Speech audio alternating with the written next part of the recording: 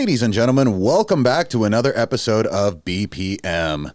This is the place where belittled pixie midgets decide to attack us on a regular basis, and we just roll with it. We call them Trevor. We do call them Trevor. So, hi guys. I do want to make this clear. I have nothing against little people, dwarves, whatever they go by at this point, because honestly, at one point it was little people. Then there was a movement for dwarf. And I think they got mad at that because of the Lord of the Ring references, so they went back to little people. I really don't know the technical term. I do apologize if I offended anybody. It's whatever. Anyway, so this is BPM, where we sit down and we talk to you about 3 different views and aspects of the music industry and different parts of it. We have the bear, the photographer, Hi, and the musician.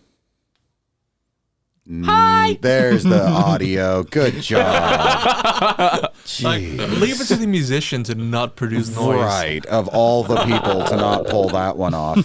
sorry guys. Apparently, I'm a little bit slow today. So I would also like to say that I forgot to thank the person on the last episode, but the intro song that is made for BPMs is actually brought to us by Paul Galar, and I wanted to thank him because I put out a call almost a year ago because I'd been working on trying to get this up and going for quite a while. And he was the first person to jump up and say, hey, I can make something for you. So I want to give a mad shout out to him. Thank you, Paul. I appreciate the intro song, and much love to you and your badassery.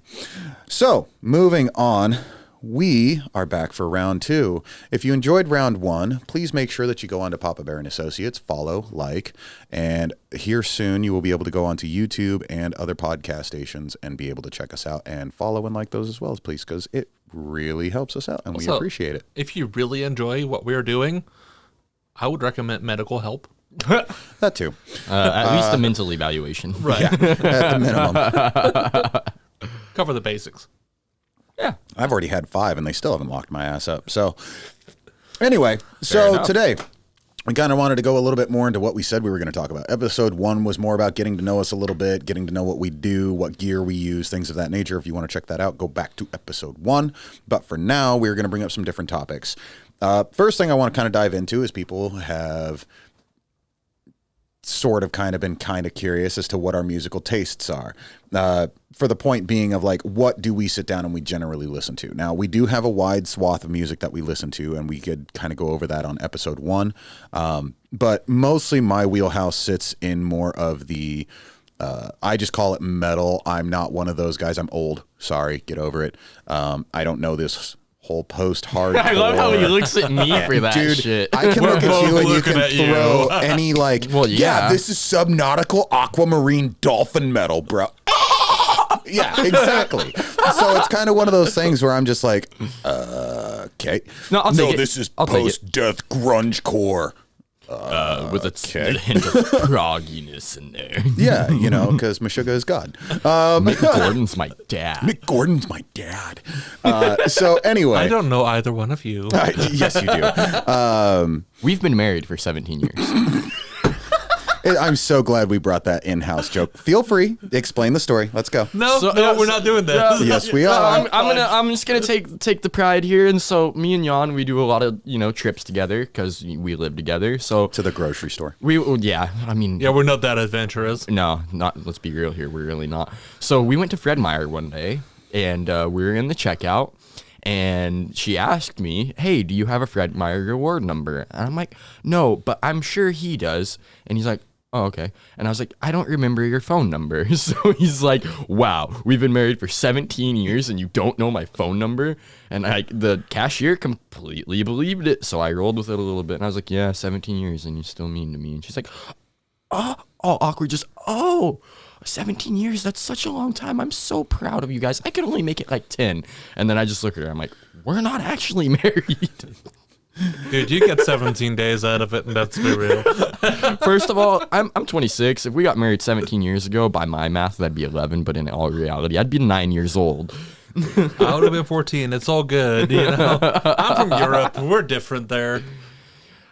Yeah. We got off topic a lot. This got awkward, but I like it. Yeah, anyway, so that's their fun little 17 years married story. So anyway, as far as musical interests go, my musical tastes really, when I was growing up young, I started off with pop. nobody ever really believes me when I say it, but I loved things like the Backstreet Boys, NSYNC, Britney Spears, Christina Aguilera. I was raised up in a pretty calm Christian home. Country. U2 was like the craziest, hardest band I'd ever heard. Yeah, U2. I'm not kidding. You're an iPhone user. Did they load U2's album onto your phone? Oh yeah.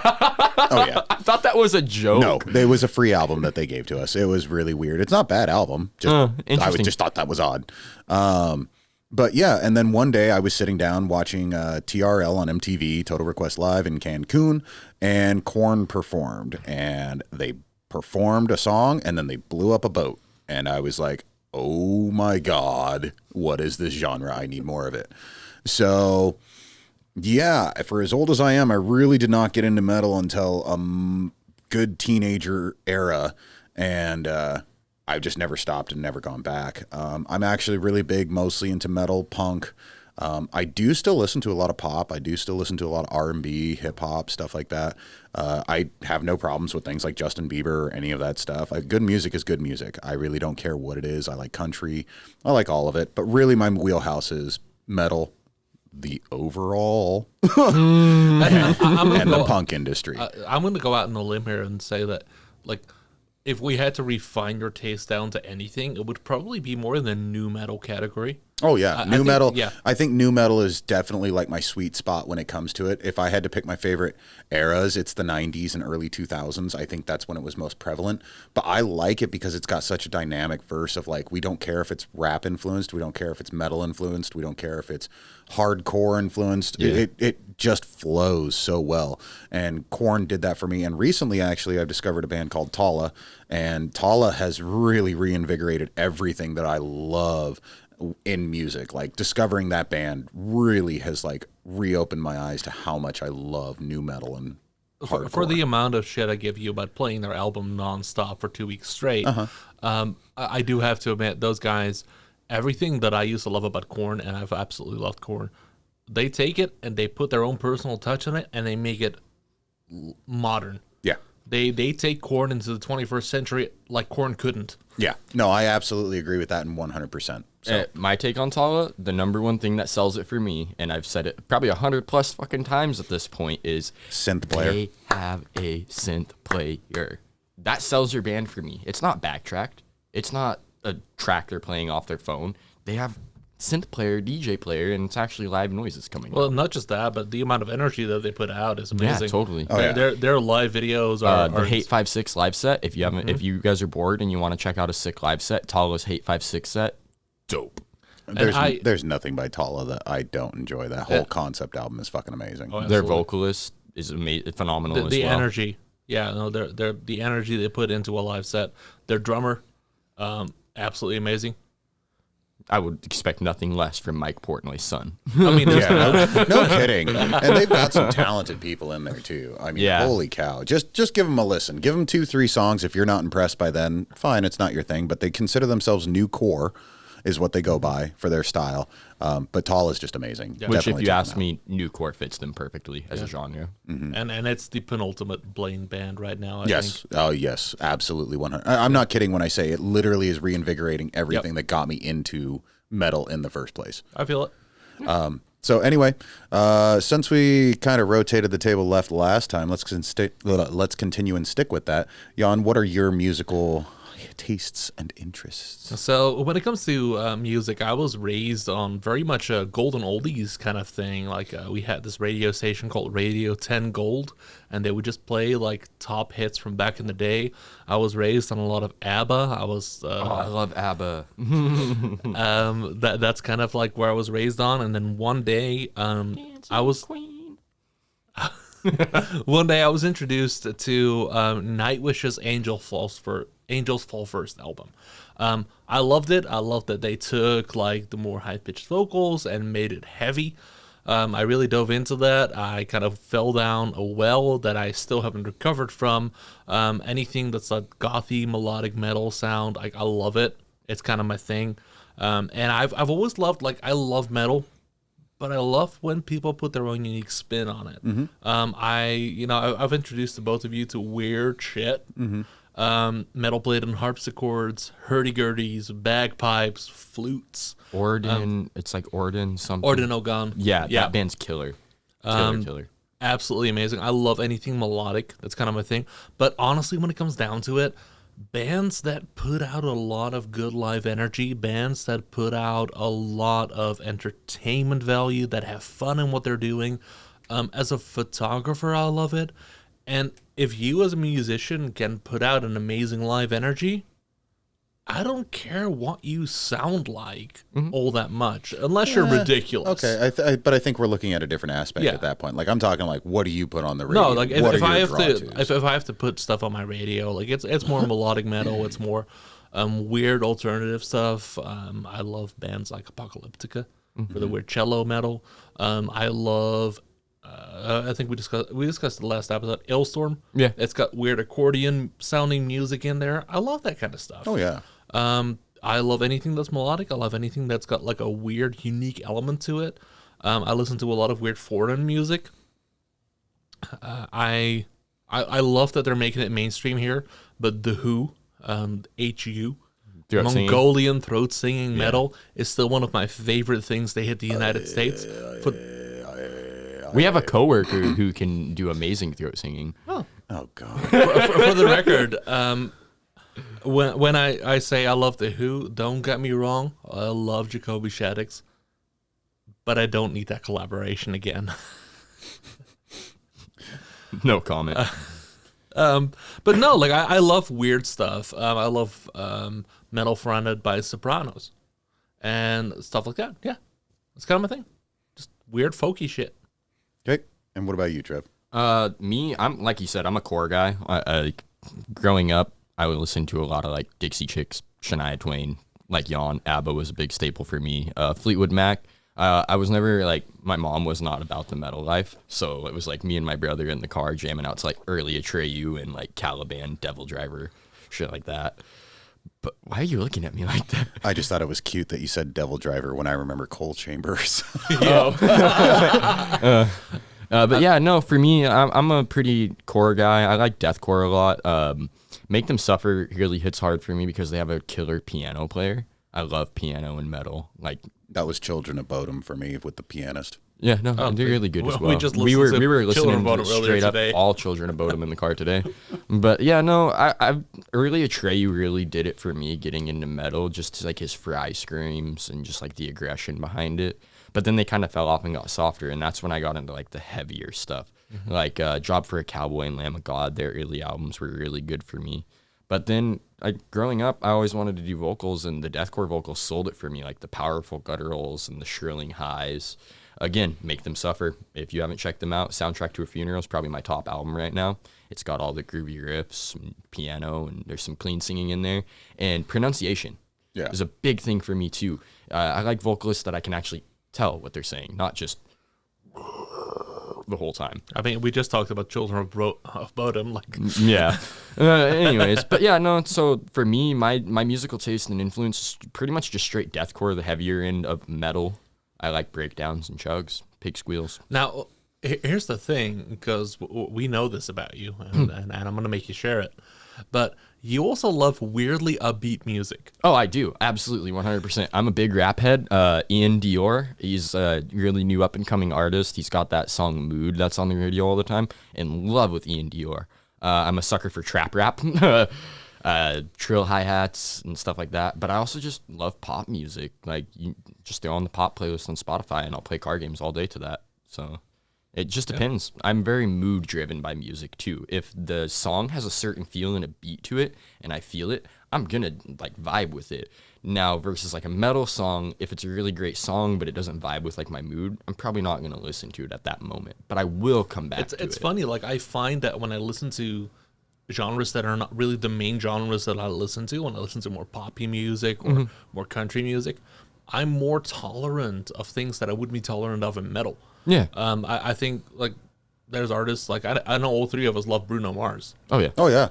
Totally. And I'm like, you know what? I could probably nitpick the crap out of his songs if he was a metal artist, but he's not. I'm just gonna love him for what it is. Exactly. It's happy, cheery, poppy music. Like, see, I don't usually big down on on metal artists in general anyway. I mean, No. I'll still analyze any music the way I analyze Right. anything. But I mean, as long as you've got one facet of the music that is interesting, whether it be the music itself or the singer, or maybe they've got a brass section behind them or whatever, as long as something stands out about it, it's very uncommon that I won't like something. It's very more rare for me to say I hate something than it is to ever. No. I mean, there's very, very, very few artists that I can say I just dislike everything about it. Yeah. No, and honestly, like, even artists that I give, like, either review shit for listening to, I probably still like them. Yeah. Well, I just take it all as a joke at that point. Yeah. We're just messing with each other. Exactly. Heck, we were And I think in, none we of were us in the hate truck music. on the way home, and it was stupid because I couldn't even remember the beat or the song. Parlez-vous français? That song, bum, bum, bum, bum, bum. I love it. Like, Oh, it's now just- you remember Well, it. yeah, because Art versus science is the art artist versus that we're science. Yeah, talking because about. I've listened to it like 13 times today already. But like, it's upbeat. It's got like noises in it and sounds in it that I love, and it's just music that I can pop on and easily listen to. No, and for- that sells anything for me. For me, like, honestly, it's weird stuff. Like, I like old Celtic sounding folk songs. I like, I like stuff like Enya. Oh, I yeah. love putting that when on. Enya just to- first yeah. came out, that was some That's amazing my stuff music right there, dude. I love it. No, there's definitely so much music out there, and I really don't find the reason why people decide to hate on different genres. I really do think to a point it's just like you're just bashing to fit in with the community, because I mean, don't get me wrong, everybody can have their reasons. Like, okay, let's go with one of the big ones. Nickelback.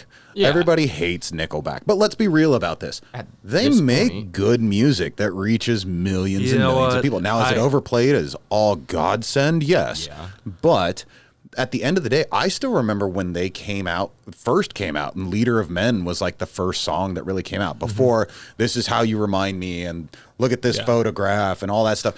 I remember when they came out, and they were actually a legitimate good rock, semi-metal kind of a band.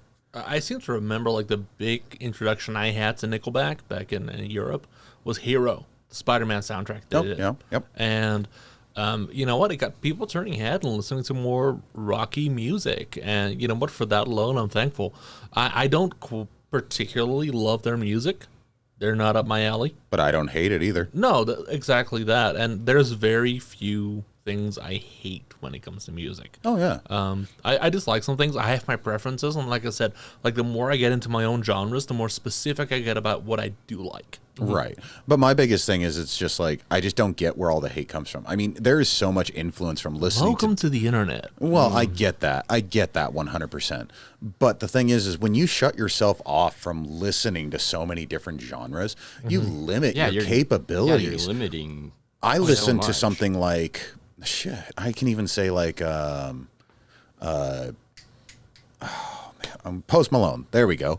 A lot of people diss on Post Malone, He got his start in auto-tune the and all metal this scene. stuff. Yeah. And it's just like, dude, he's amazing. Yeah. And right now he's going out there and he's covering Nirvana. He's His doing all. Nirvana covers are amazing. Fun fact about Post Malone is when he got into music, he originally tried out to be the clean singer for a band called Crown the Empire. But his style and like the way he would do his vibratos and stuff, they didn't really fit. So he was like, okay, well, I'm just going to do my own thing. And then boom, that style, his vibratos and his voice pitching, that's what sold him.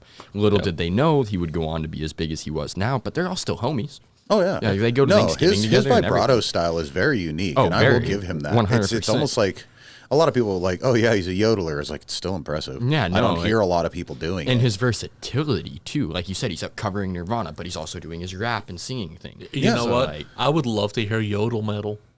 It I'm exists. sure it it's out there. exists. I was It's gonna out say there. it's out there. I've got a mission now. I've heard it one time from what my buddy called it. He was just like, check it out, this dude's like a yodeler. And then that's probably what I'm envisioning in my head of the yodel metal. Well- I'll see if I can find it for you.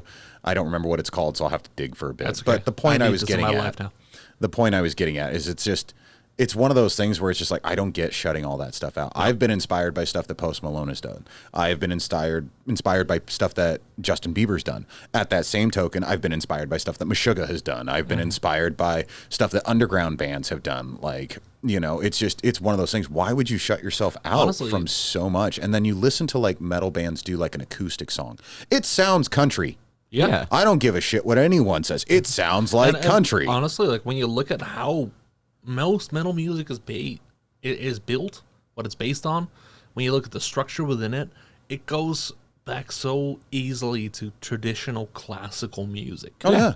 No, And- 100%. And I'm like, why are we hating on things like that as a scene when I'm like, dude, this is where we come from. This is who we are. Like the calm stuff. Listen to it. I mean, one of my biggest inspirations growing up is Elvis. Yeah.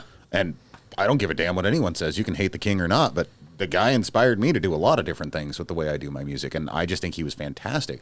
His showmanship too, for his time, absolutely. he was the king. Yeah. because of his showmanship. I was gonna Yeah, say, like when 100%. it comes to that, there's so many bands who I love, not even just because of what they sound like, but because of what they do. Yeah. Right. And if people want to take inspiration from that, enjoy the stage acts. You know what? For me, like there's bands where I'm like, yeah, ain't my thing.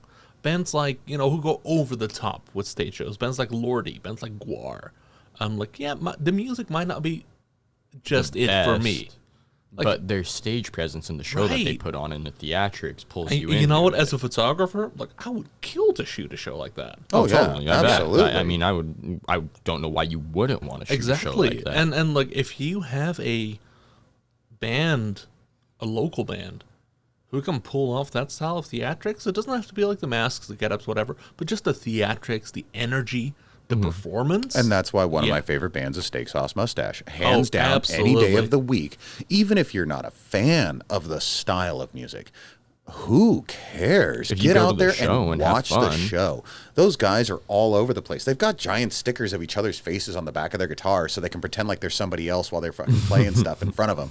Their drummer is constantly just having fun and doing poses for the camera. I was gonna say, like, you they're- cannot catch him. I tried getting up close with him with like a wide lens at multiple shows because I wanted that one portrait shot of him drumming, and every single time I got close to him, he just stopped drumming and struck a draw me like one of your French girls pose on his drum kit in the middle of a song. The rest of the band kept playing. Yep. No, they're just there to perform and have a great time. Love those guys. So I guess the fun thing with Steak Sauce Mustache is anybody who knows them knows that they do a bunch of fun parody online videos. Yeah. Totally. And they're fantastic. If you haven't seen them, please go check it out. Steak Sauce Mustache. They will I make cannot your praise Christmas them enough. so much better. They'll make any day so much better for you. Christmas Watch now. any of their videos.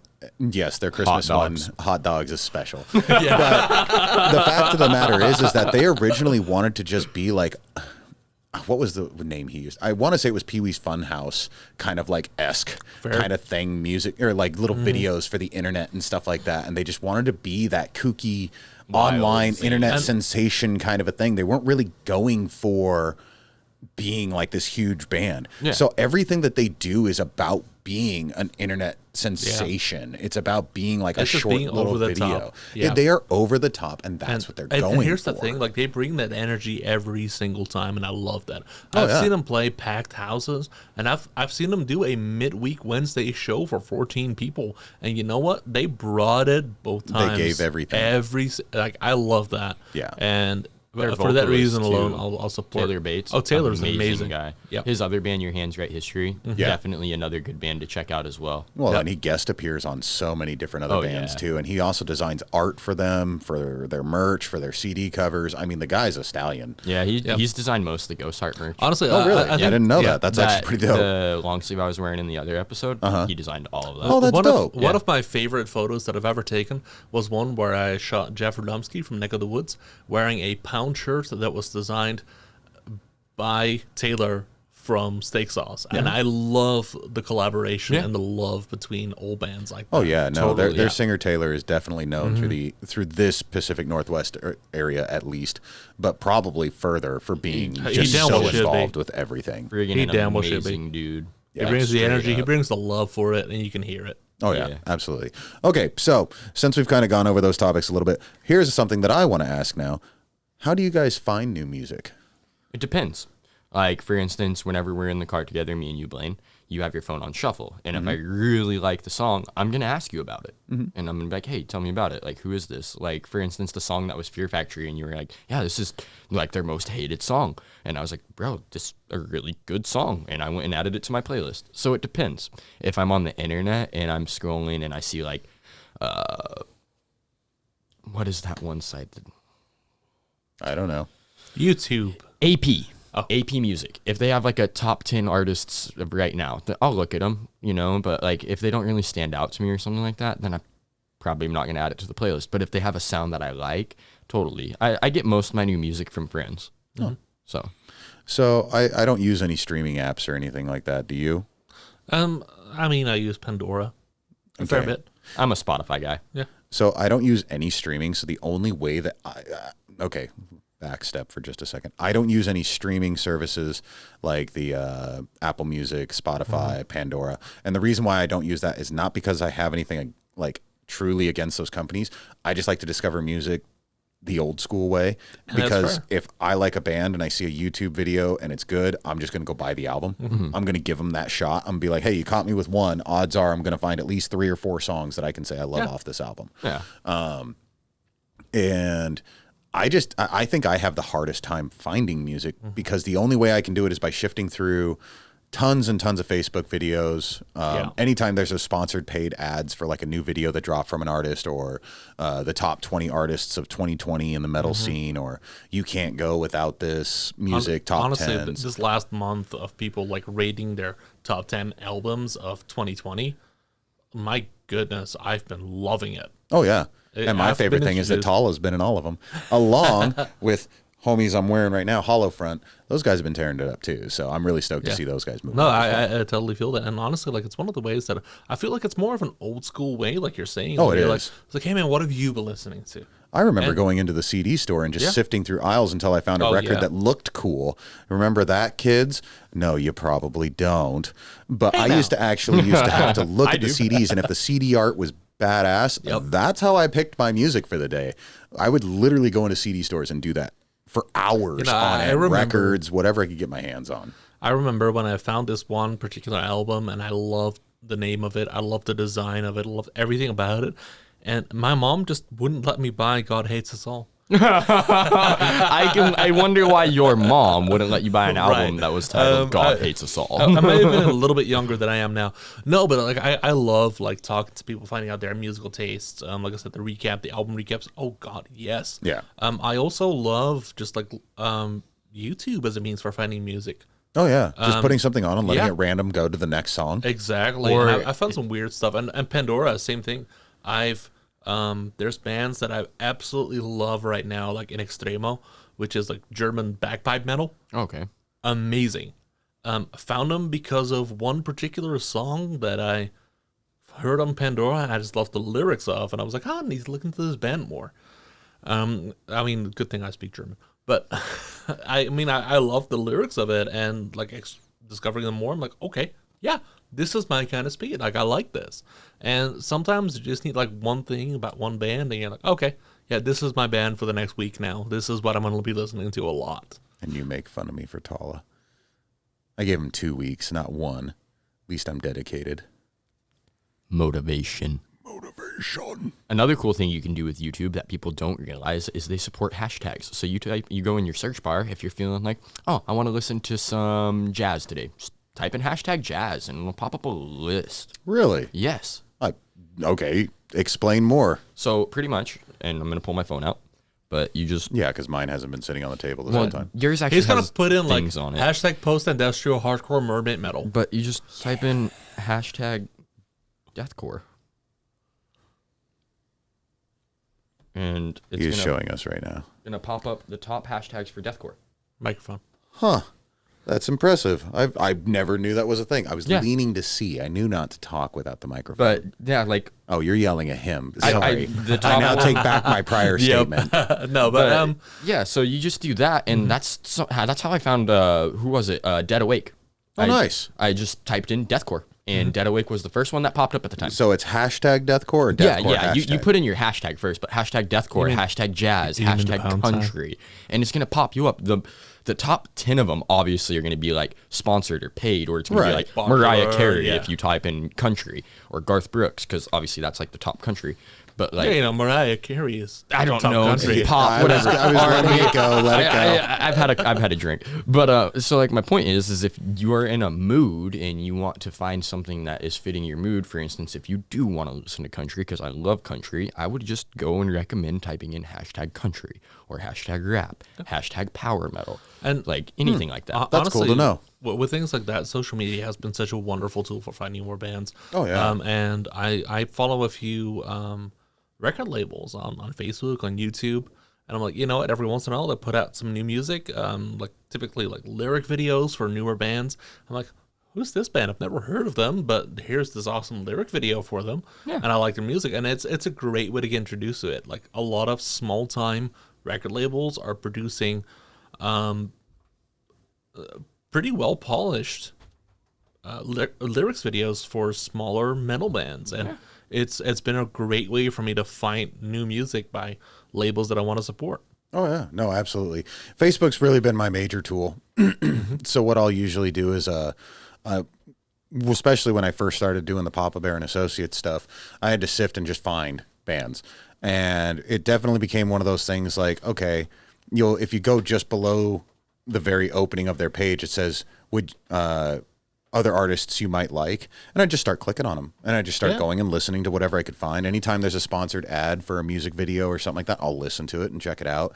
I'll pay attention to what other people are talking about. I'll even talk to other artists and sometimes message them like, hey, I've really been digging your guys' music. Is there anyone else that you would suggest? Because usually they got homie bands that, hey, you should really check out our boys in this band because they're kicking ass. And it's like, hell yeah. Every musician I know either has been in another band or knows people in other bands. They're like, yeah, like listen to my friends. And I love that.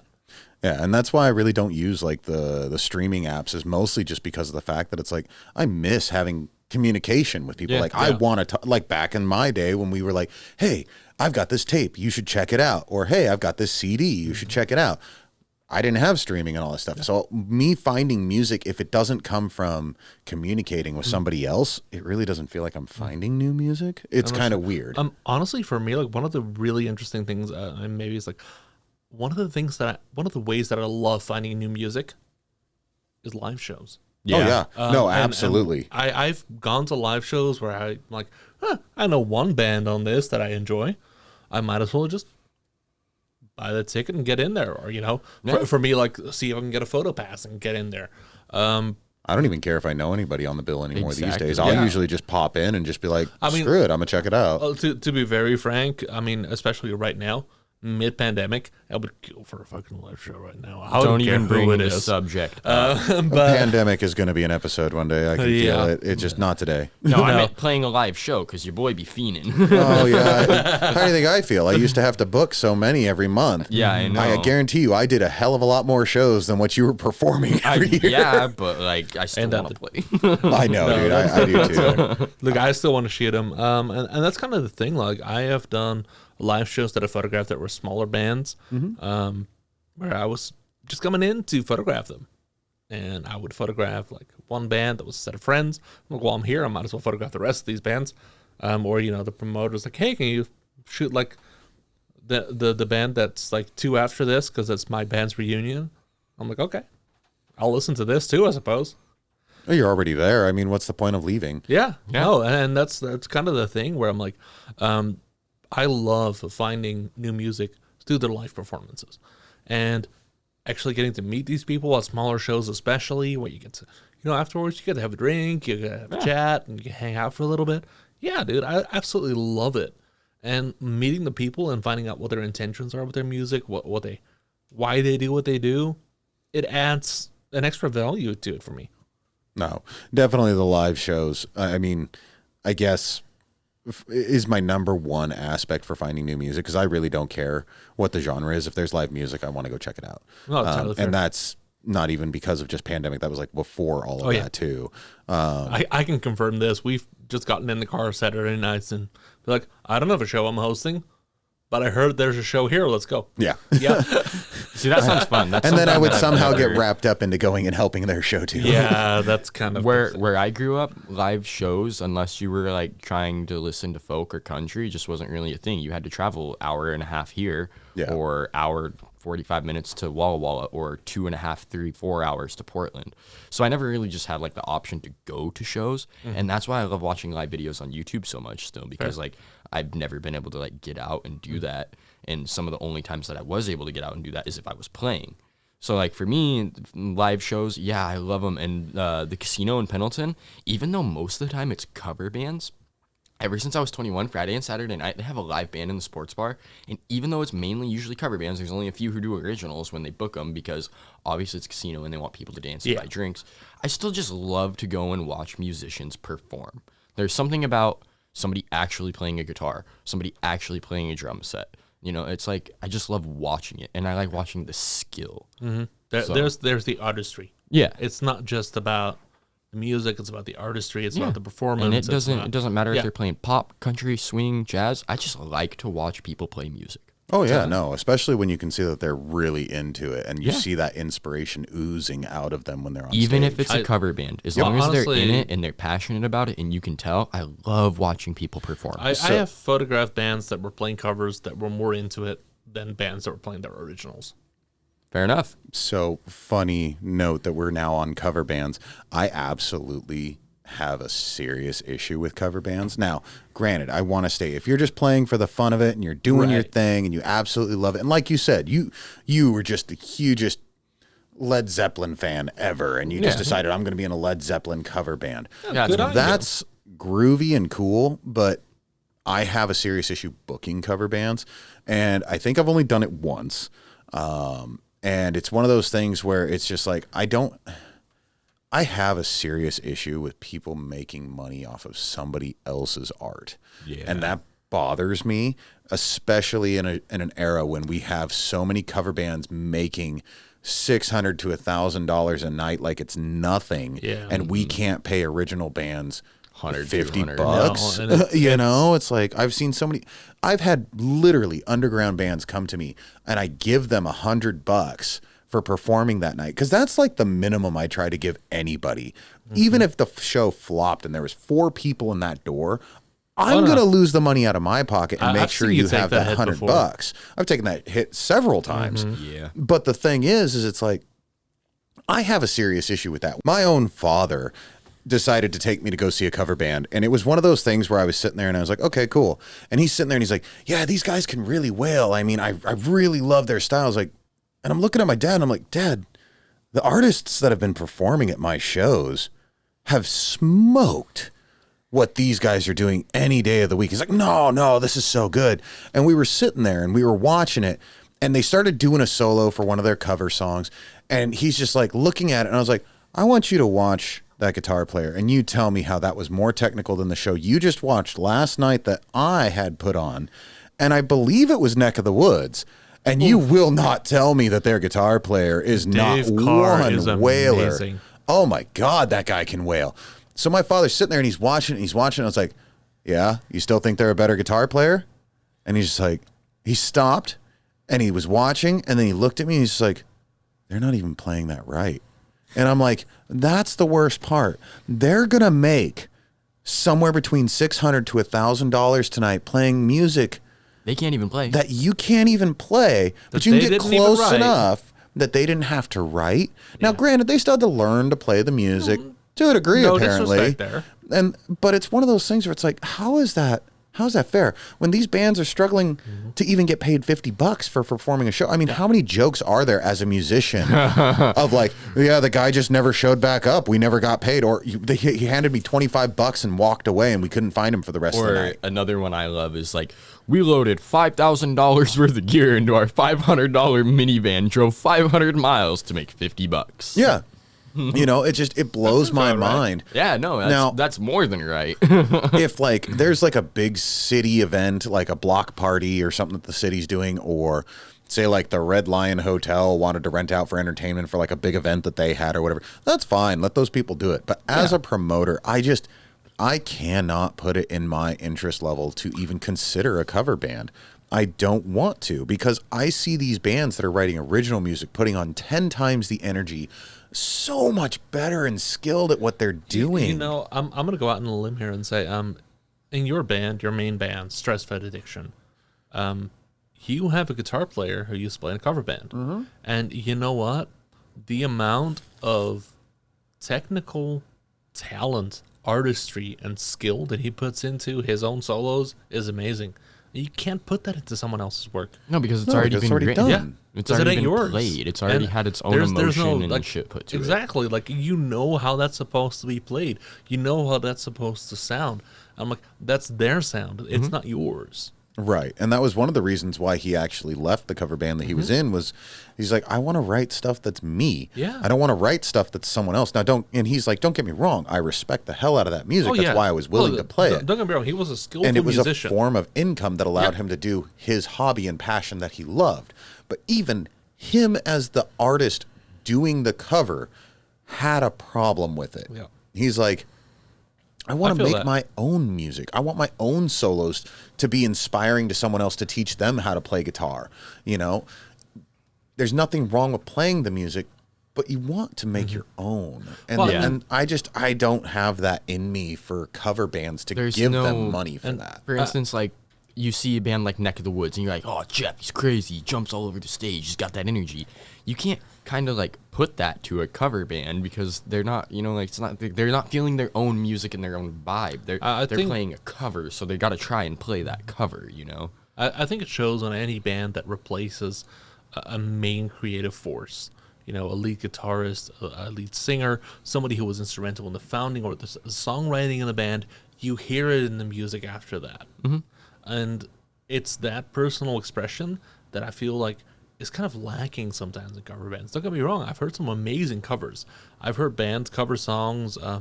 We talked about Children of Bodom earlier. Their take on Britney Spears is freaking brilliant. Well, yeah, but that's because they're metalizing a pop song. Exactly. They put their own spin on it. They're doing their own thing with it. It's not a if you're cover. Not, yeah, they're That's not a cover at that point. It's though. no, it's an interpretation. a rendition. It's and that's what I love. I'm not gonna go to a show for a cover band per se. That ain't my thing. I would if it was all the homies and needed people to come out, but I'm not going to go out of my, for instance, the only reason I'll go to watch a cover band is, like I said, if it's at Wild Horse and I want to go watch someone play live music. Right. I can deal with it, but if it's, like, a random group of people I don't know and they're playing, like, nothing but, like, Hinder covers and shit like that, not that I don't like Hinder, but it's like, I'm just not going to go out of my way to No, sit through that's usually about every cover band has one Hinder song. Yeah, it's usually Lips of an Angel. Yeah. Yeah, there's usually at least Hinder, AC/DC, Lit. God. Anyway, off cover bands. But Hell the fact of yeah. the fact of the matter is that I have serious. We're gonna issues stop with that. covering these bands. Because there is a reason why I have not listed a single name of the cover bands that I'm speaking of That's so fair. far. That's fair. Now, granted, to those people in cover bands, do what you love.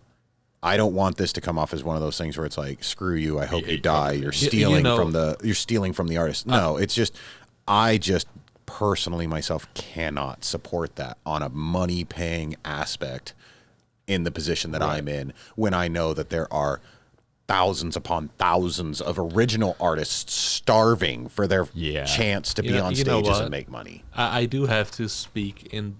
There's one element of cover bands that I, as a photographer, love. As a musician, it's not really my thing, but as a photographer, I know when to expect every signature guitar move, when to expect every hair flip, when to expect every breakdown. I know when to expect those. That's true. And I can catch those in the moment. And you know what, if you're covering Stairway to Heaven, I know exactly when you're gonna go and, really give it your all as a singer. Like, yeah, I know when to make sure I point my camera at you and capture that. No, And that makes that's sense. one of the things that cover bands have an advantage of. Yeah. And can it's see not that. just me as a photographer. It's also, I think, the audience at large. They know when to go wild, when not to. No, and I can agree with that to a major degree too. It's a very known fact that a lot of people don't like to leave their comfort zones, and when people find something they like, they really don't like to drift away from it. That's why it's so hard to get a struggle of people to go to live shows, is because nobody wants to take the chance on stuff anymore. They want to just stick to their, hey, I'm comfortable with listening to the same thing I've been listening to, Right. and just those artists. And like you said a second ago, it's not like I hate cover bands or I don't enjoy them in general, because hell, if you can learn how to cover that guitar solo, or you can learn how to do that drum fill, or you can learn how to hit that vocal pitch, more power to you.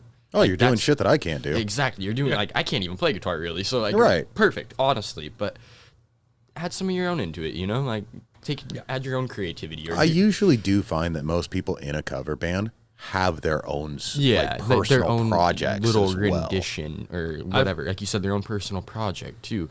It's not that I hate cover bands. It's that I would just much rather not.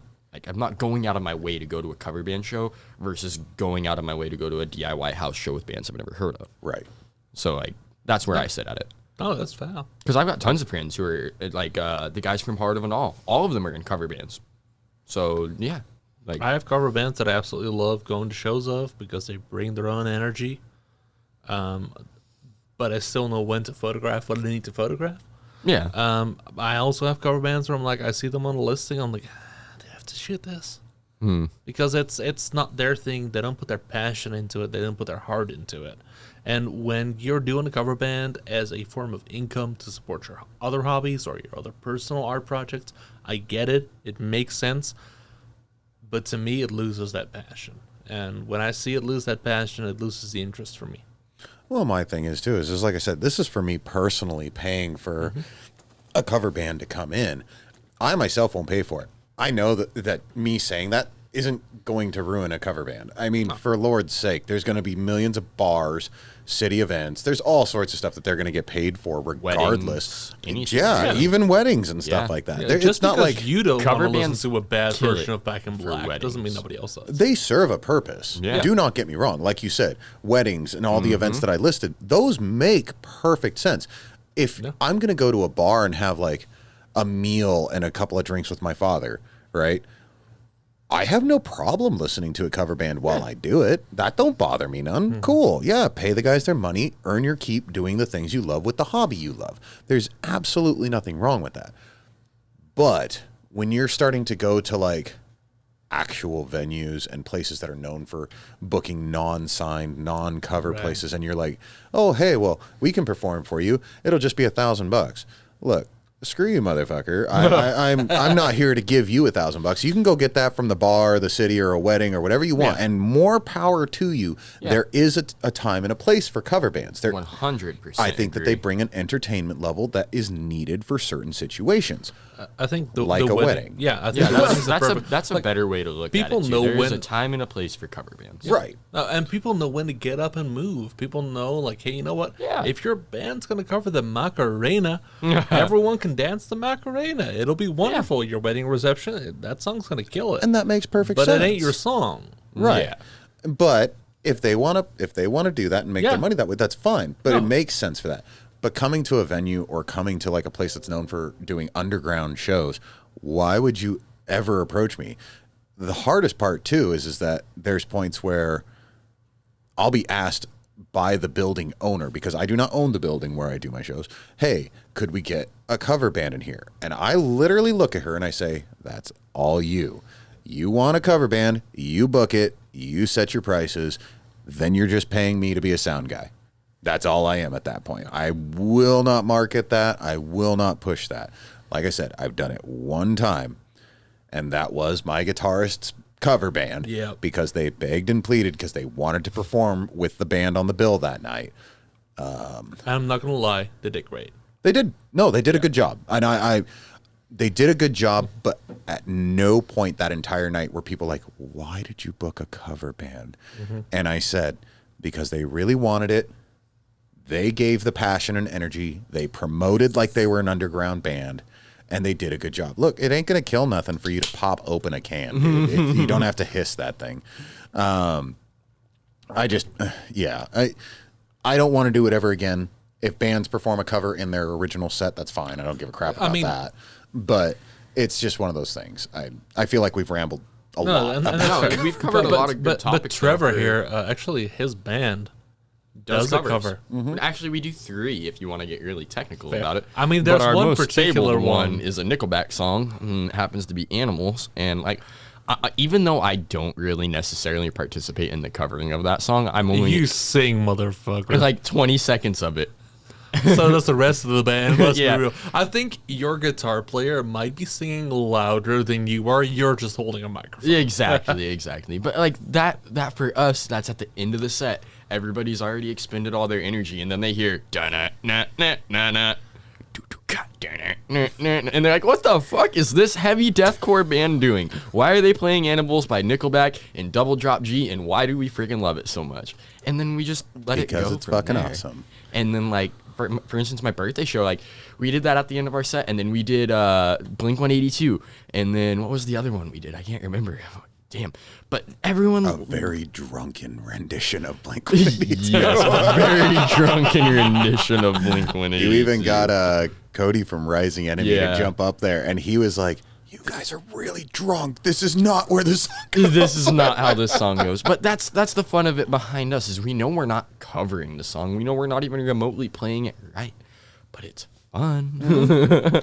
And it's the recognition. It's that little moment of like, hey, hold on a minute, you know. And I think having one or two cover songs for a band that's heavier, you know what? That ain't a bad thing. It really isn't. No. For me as a photographer, like I said, like it makes it easy for me. In our very shittily drunken rendition of Blink-182, people go harder than that Yeah. than they do for our actual songs. You know what? I know some bands that are amazing original songwriters, and some of my best photos of them I've gotten off of their covers because I know exactly who to look for at what point. Yeah. And on one hand, I kind of hate that. The other hand, it makes sense. Like, the better I know a band, the better I can photograph them. And you know what? I happen to know one or two Led Zeppelin songs. Like, I've heard them before. Right. Okay. I feel like I'm good on the cover band. I think we're too. I think we're too. Segueing into the next section. We've covered this. Okay, so we have two options. We can either continue because we're at about 50 minutes, or we can move on to another topic. I think when it comes to musical genres and our interests and what we like, I think we've about hit it. Like, we're there. We've moved on a few topics. Yeah. past this The only point. I mean, segment we that's didn't kind of where we hit. started. And if we're trying to make it a staple for episodes of What You Reppin', I like that. Yeah, we kind of need to go Well, with that. no. Why do you guys always cut me in before I ever Well, I get thought to we it? were having like an off. Like, No, out of I am podcast wanting to conversation. see if we were wrapping up or if we were keeping Oh, going. no, That's we're all. wrapping. I thought we I- were having an I out think podcast. How about this? Instead of arguing in front of the children at home, sorry, children, let's go ahead and wrap up for today. So, with that, let's end it off with who you reppin'. You know what? I started with you last time. Let's go ahead and start with Trevor this round. I started with Trevor last time. Yeah, Did I start with Trevor you last did. time? Then fuck you, Trevor. Let's start with you on this time. Okay. All right, well, we mentioned them a couple of times. I'm wearing my Neck of the Woods t-shirts. I absolutely love these guys. They're Canadian metalcore. Yeah.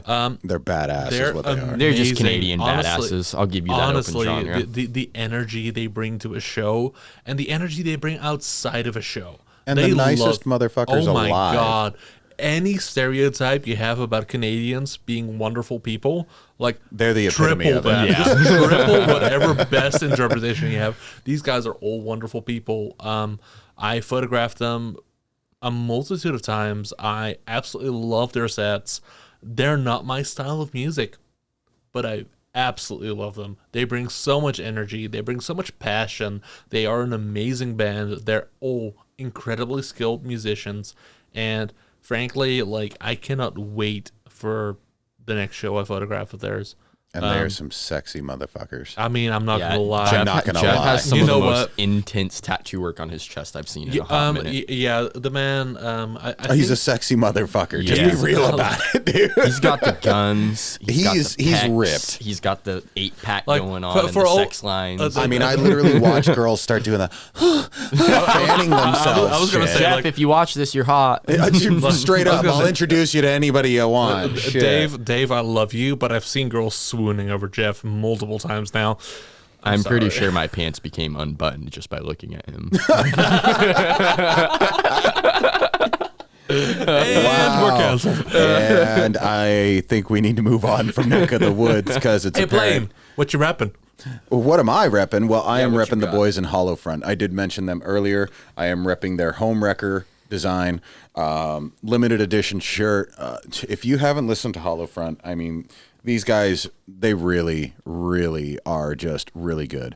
Their newest albums have really been phenomenal. They just dropped a new single recently, new video. They just got signed to a new label. I'm sorry, I do not remember all the details. All of this stuff is maybe a couple of weeks old. What kind of style would you say they are? They're metal.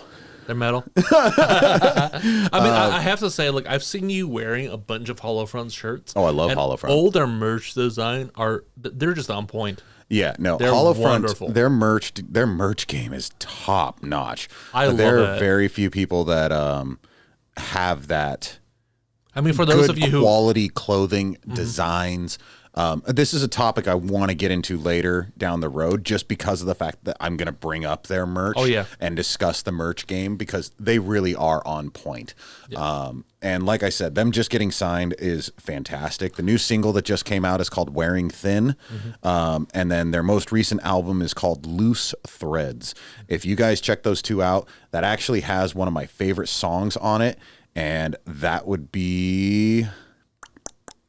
Why am I having a hard time? I have no idea. But while we're shouting out people who are designing merch, I mean, for Neck of the Woods, I believe it's Jeff's sister. I'm probably getting that wrong, but I know she designed a bunch of stuff, including their last album's cover and their merch for their last album before the Annex of Ire, their amazing new album came out. And she does some wonderful work. Oh, yeah. No, absolutely. Okay, it's Afflicted is the Hollow Front song. Afflicted, their music video for that, like, literally brings me to tears every time I watch it. Reminds me so much of my brother that passed away, and it is just a phenomenal song. Like, they don't do a lot of clean singing, but as of late, their guitarist has been jumping in and doing clean singing, and he really started doing that more on Loose Threads. The main singer, I think his name is Taylor or Tyler. I'm sorry if I don't remember correctly. There's a lot of names and bands I try to remember. But it's either Taylor or Tyler, and he is more of just that, just, hard. He's hard all the way, but the guitarist has finally started coming in and bringing in those cleans and those melodics with him, and it's, oh my God, their new stuff is so good. Their old stuff is hard as fuck balls, but I mean, and it's great. I mean, if they're going more melodic, they kind of sound up my alley right now. Well, they're not. They're good. They're really not great, melodic. Like, we're going for melodic. They're adding that to it, and it's bringing a new dynamic to their style. And I love where they're going with it. Loose Threads was really a really good, like, new step for them, and their new single is really going in that direction as well too. So they're doing a fantastic job. I'm getting a ton of homework from this episode. No, dude, I hope so. I love it. This is how I discover new music. That's why I asked, like, how do you guys find it? Yeah, having these conversations. This is how I love finding it. And it's honestly one of the reasons that I love wearing band shirts. Real quick, I guess I can say a second one, because my cup, I'm repping the Salem's Bend boys. And, okay, so Salem's Bend. Okay, completely out of the wheelhouse from what I usually talk about. Stoner, I guess they're kind of doom, but I don't really consider them doom at all. Sludge. They're doomer. They're stoner. I'm starting to feel the buzz. Sorry, we're drinking, children. Stay in school. Stay in school. Like, we had some technical difficulties during this episode. But I mean, listening, we brought up like Led Zeppelin and stuff like that. Oh my God, these guys will play like cool stoner, kind of semi-doomish music, and then they'll go into stuff that sounds like Queens of the Stone Age, and then they'll go into stuff that's just, it's got a groove, it's got a mode to it, and it's like, it's what you think about when you get high and you just want to groove out for a minute.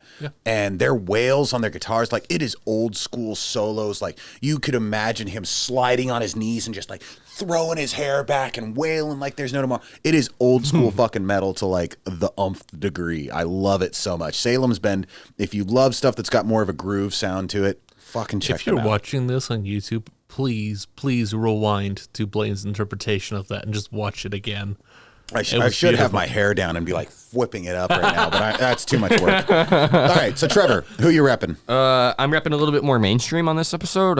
The boys in Kingdom of Giants. I've been listening to them now since 2013 when Every Wave of Sound came out. And Steven Reza just had those like super high-pitched clean singing vocals, and that sold it for me because I'm a sucker for super high-pitched cleans.